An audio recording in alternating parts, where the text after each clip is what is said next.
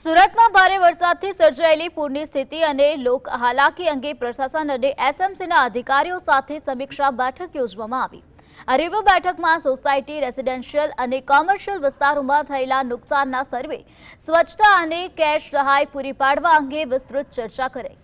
માધ્યમોને માહિતી આપતા જણાવવામાં આવ્યું કે માત્ર 4 કલાકમાં ખાબકેલા ભારે વરસાદ અને ઉપરવાસની સ્થિતિ અંગે સત્તાવાર રિપોર્ટ તૈયાર કરવામાં આવ્યો છે। પ્રશાસન દ્વારા કેશ સહાયની રકમ વધારવાનો અને દરેક અસરગ્રસ્ત વિસ્તાર સુધી ત્વરિત સહાય પહોંચાડવાનો મહત્વનો નિર્ણય લેવાયો છે। આ ઉપરાંત વેપાર ઉદ્યોગોને જીએસટી તથા ટર્નઓવરના આધારે વળતર ચૂકવાશે અને મૃતકોના પરિવારજનોને સહાય અંગે સાંજે નિર્ણય લેવામાં આવશે।